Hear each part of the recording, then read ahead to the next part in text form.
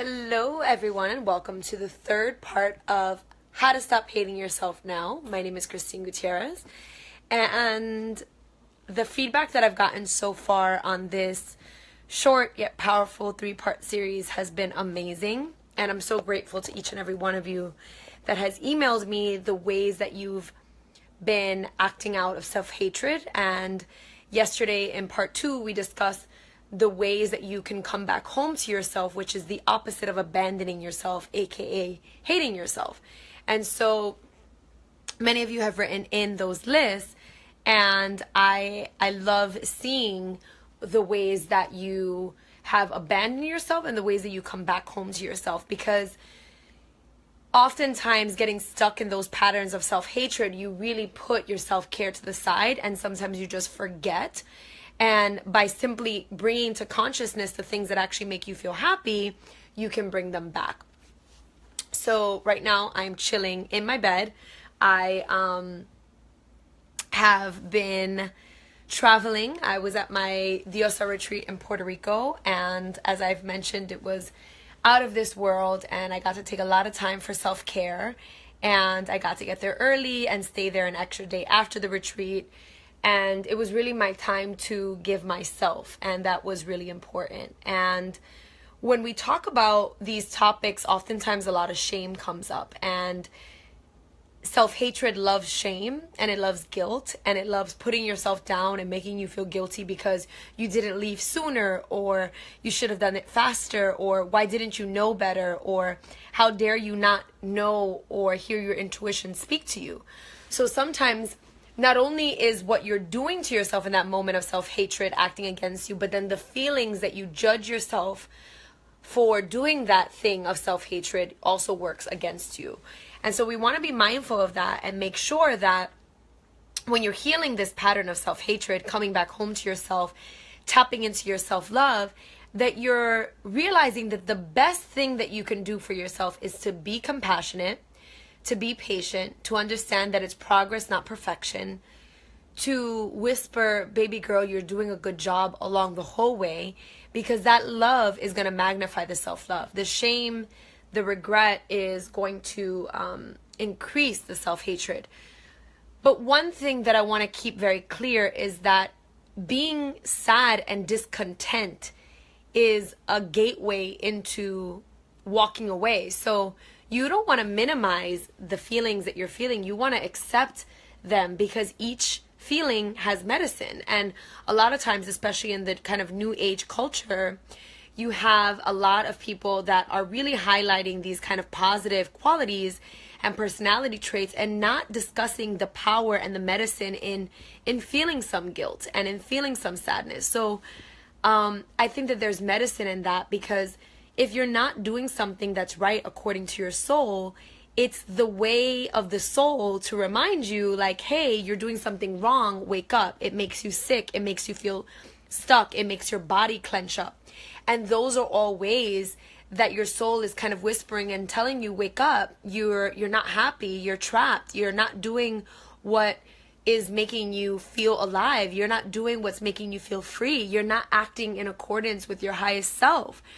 So while I don't want you to linger in those feelings, I want you to use them as guideposts in seeing what is working and what is not. Because when you get that feeling of discontent, when you get that feeling of guilt, like, why am I doing this again? Those are messages from your soul to say, wake up, go the other way, stop doing this, you're hurting yourself. I just got off a call with this amazing woman, and we were talking about, her making some big changes in her life. And I was just so proud of her, because on the outside it can look like, wow, there's so much chaos in getting a divorce or walking away from a relationship that no longer serves you, especially when you have children involved. But especially so, it was such a moment of, yes, on the outside it looks like chaos. On the outside it might look like you're going backwards if you need to move in with a friend or move in with your parents or save money. It may look on the surface in the physical form that you're going backwards, but actually you're going forwards. And that's how the ego can sometimes trap you. And the ego has many positive traits that protect you, but we want to be mindful that it's not taking the driver's seat. So the ego helps you. It's not all bad, like, you know, like the new age kind of books tell you. It's actually important to have a healthy ego. But when it's driving the seat and trying to keep you quote unquote safe, when you know that it's not because it's really out of fear that it's trying to protect you, then that's where you need to kind of be mindful and pivot and say, you know, I understand that you're feeling scared because you're stepping outside of your comfort zone. You're doing things that are different. And oftentimes when you're acting out of self-hatred, you're doing the thing again that's very quick fix, right? The thing that in the moment is going to give you this wave of comfort, but afterwards is going to make you feel shameful, sad, and upset.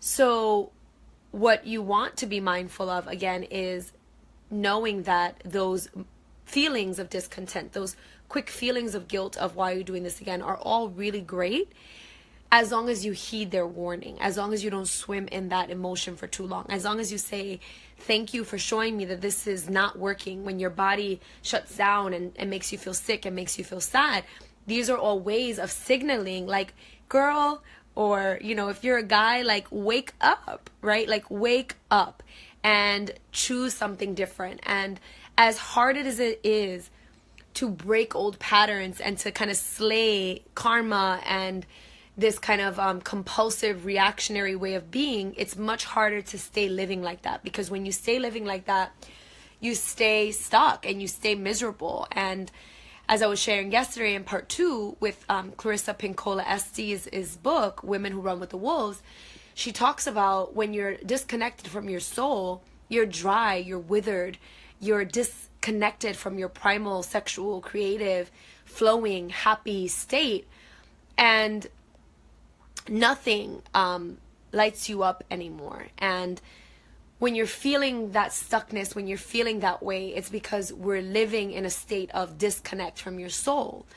And it doesn't mean that things are always right and perfect or happy. It's quite the opposite. We're human beings and we have a range of emotions.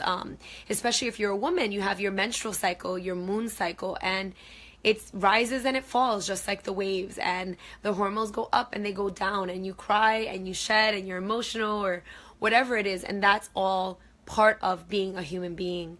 So it's about being more connected to your soul throughout the entire process of whatever wave of emotion is coming, of whatever situation is passing you in your life, is choosing to handle things with your soul connected to your body, feeling more intact internally, right? That's the goal of loving yourself and walking away from self-hatred.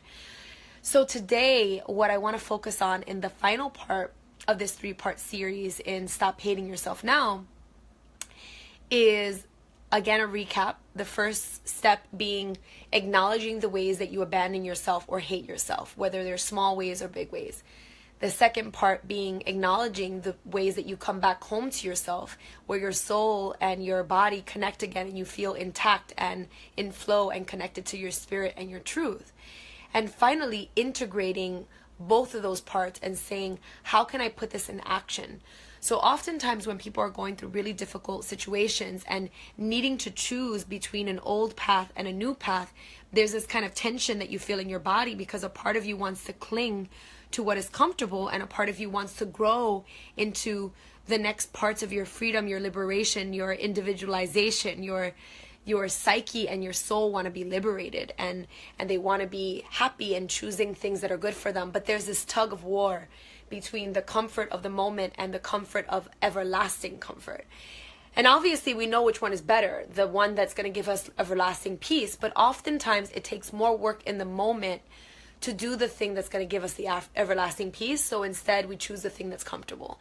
And right now we declare that we're going to stop that pattern and start making steps, despite how hard it is in the moment, borrowing the faith of the future. So essentially what you do is, and this is a very kind of spiritual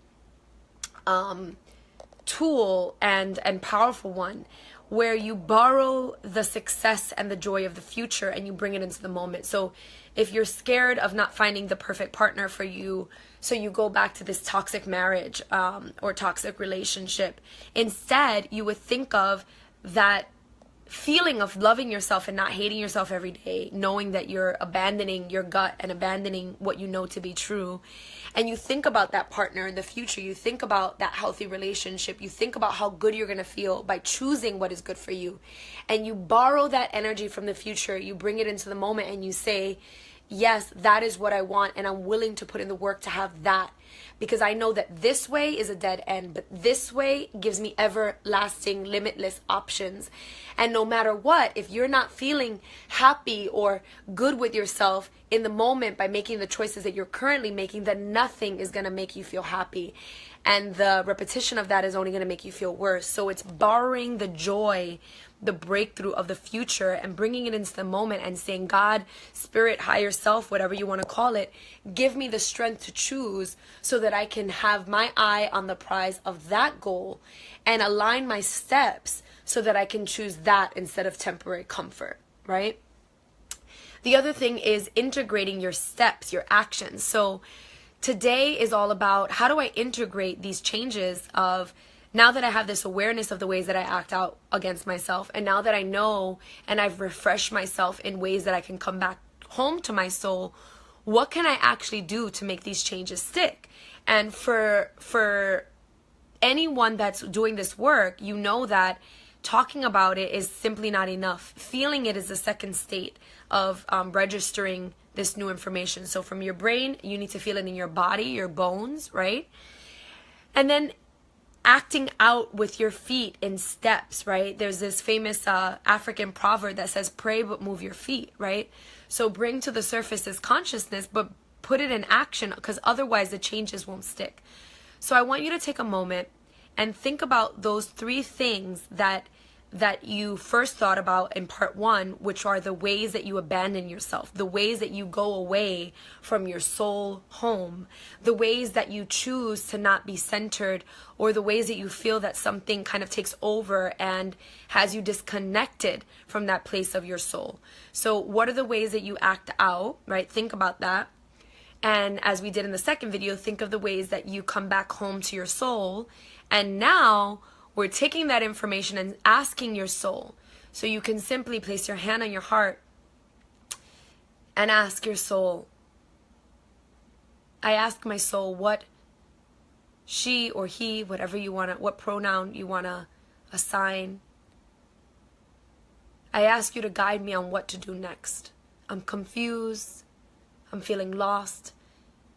And I want you to guide me so that I can come back home to myself instead of abandon and hate myself. I want you to show me the way to liberate the confusion, to cut all the cords with the temporary comfort and lead me into everlasting peace, coming home to myself. I want you to help me to choose actions that make me come home to myself. Ask your soul specifically what she would have you do when it comes to healing those things that it mentioned in terms of hating yourself or abandoning yourself. So if you wrote down going back into a toxic relationship, maybe your soul guides you to change your number. Maybe your soul guides you to get a divorce and hire a lawyer. Maybe that action step for you is moving into your parents' house until you can gather the strength to move on your own. Maybe if it was overeating, your soul says hire a nutritionist or get someone to help you. Maybe it's signing up for a program that you know is really going to help you. I know that the women that have signed up for the Diosa retreat, these 15 women and all the women that have come in all the 6 years, usually come at a point where they're saying, I'm lost, I'm confused, I need help. And their soul says, take that leap and sign up for that thing and go to that place so that you can be cracked open, so that you can unlock the part of you that's been blocked. Just like in that story that we shared where the violin played and it unlocked a part of this woman that was in prison. It unlocked it.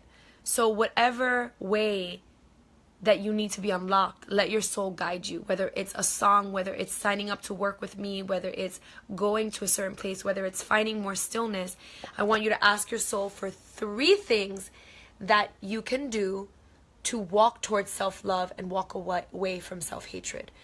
3 things you can do to walk closer to self-love and inhabiting yourself versus abandoning yourself, right? Self-love is about inhabiting your soul. Self-hatred is about abandoning your soul. So when you have those three things, write them down and make a plan. Ask yourself, what is realistic for me to do today?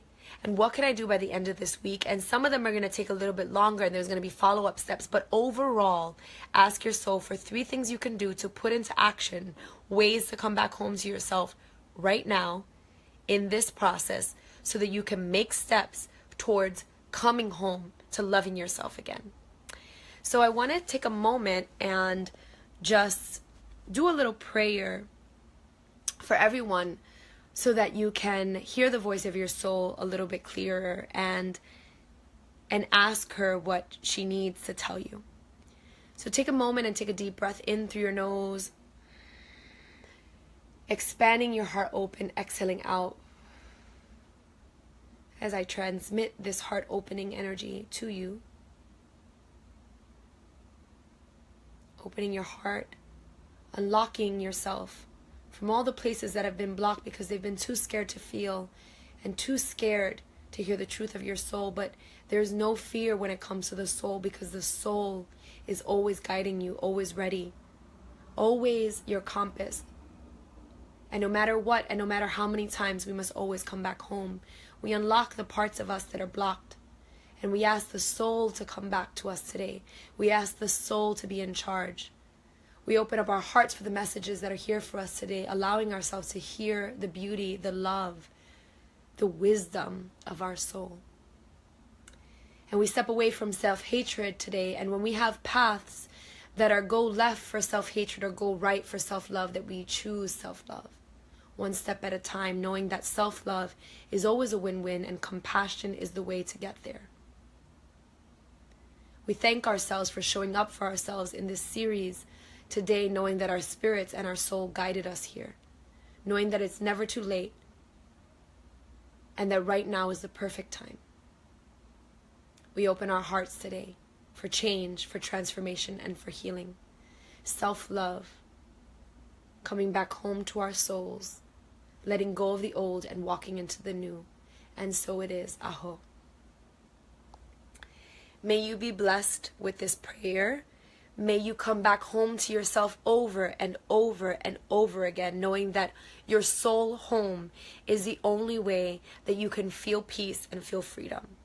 That you have the strength and the courage to face anything that comes your way, because with your soul in charge, nothing can stop you. That you be guided to get the support that you need, knowing that being humble and saying, I'm broken, I'm lost, I'm confused, I need help, is the biggest way to say yes to your soul. We are not meant to do this alone. We're meant to do this together. And I just also want to take a moment to thank each of you that are watching live and that are listening to the recordings, and a gentle reminder to sign up for the 3-part series. Although this is the final one, you're going to get tons of information, and I'm going to remove these on the Facebook. So if you want to keep the videos live, then sign up on the opt-in so that I have your email, and that's christineg.tv/stop hating yourself now. And if you want to share any aha moments, I love getting your emails. I love seeing your list. I love seeing what you're putting in action, and it'll help you stay accountable as well. Email me, christinegtv@gmail.com. And last but not least, I created this 3-part series to lead up to my Healing Love Addiction program, and it is all about healing yourself from love addiction, healing yourself from toxic relationships, whether you were in one or are in one, whether you just want to heighten your self-love so that you can have healthy relationships once and for all.